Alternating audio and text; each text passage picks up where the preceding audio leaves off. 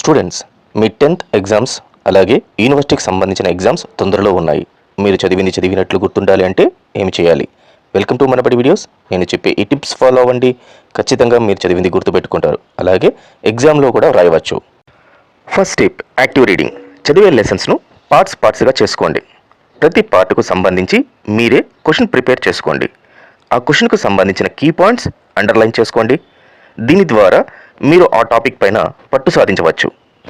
Second tip, chunking. పార్ట్స్గా చేసుకున్న వాటిలో మెయిన్ వర్డ్స్ గుర్తుపెట్టుకోండి.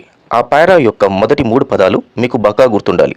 అలా గుర్తుపెట్టుకోవడం వల్ల మిగతా పారాలు ఈజీగా గుర్తు వస్తుంది.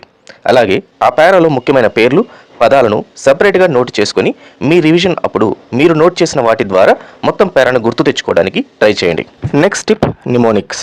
నిమోనిక్స్ అంటే మీరు చదివే వాటిని ఒక పాటతో కానీ మీకు గుర్తుండే సెంటెన్సెస్తో కానీ గుర్తుంచుకోవడం. ఉదాహరణకు కెమిస్ట్రీలోని మొదటి 10 ఎలిమెంట్స్ ఆఫ్ పీరియాడిక్ టేబుల్ని ఈ విధంగా గుర్తుంచుకోవచ్చు. 10 elements of periodic table: hydrogen, helium, lithium, beryllium, boron, carbon, nitrogen, oxygen, fluorine, neon. వీటి మొదటి అక్షరాలు H, H E, L I, B E, B, C N, ఓఎఫ్ఎన్ఈ.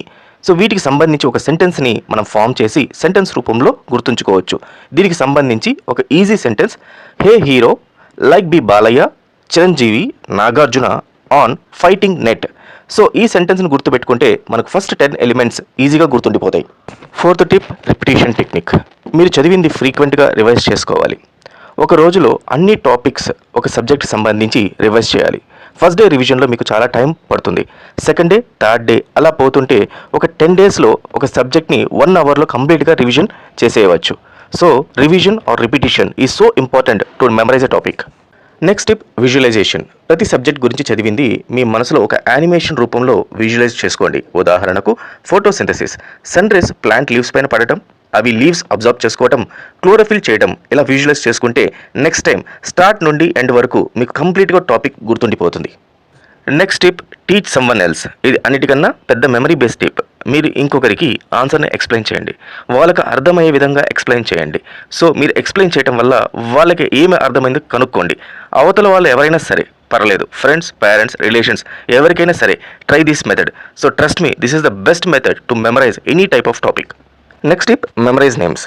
కొన్ని పేర్లు వాటి వెనుక ఉండే అంతర్సూత్రాన్ని ఆధారంగా చదివితే ఎక్కువ కాలం గుర్తుంటాయి. ఉదాహరణకు రాష్ట్రాల పేర్లను ఆల్ఫాబెటిక్ క్రమంలో గుర్తుపెట్టుకోవచ్చు. ఇలా చేస్తే మధ్యలో ఏ ఒక్క రాష్ట్రం పేరు కూడా మర్చిపోరు.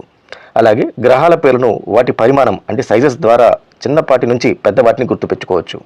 ప్రముఖుల పేర్లను గుర్తుంచుకునే క్రమంలో వారి రూపాన్ని జ్ఞాపకం పెట్టుకోవడం అలవాటు చేసుకోండి. ఆ పేరున్న వ్యక్తి ఇలా ఉంటారు అని ఒకసారి అనుకుంటే సంబంధిత వ్యక్తి ఫోటో చూడగానే వారి పేరు ఉన్న టక్కున గుర్తొస్తుంది.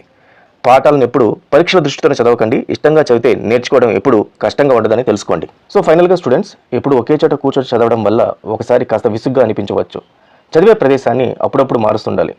కుటుంబ సభ్యుల మాటలు, టీవీ, స్మార్ట్ ఫోన్ వల్ల మీ ఏకాగ్రతకు ఏమాత్రం భంగం కలగకుండా చూసుకోండి. గాలి, వెలుతురు ఉండే ప్రదేశాన్ని ఎంచుకుంటే మంచిది. అలాగే మధ్యలో కాస్త చిరాగ్గా అనిపించినప్పుడు పరిసరాలను గమనించడం ద్వారా సేద తీరవచ్చు.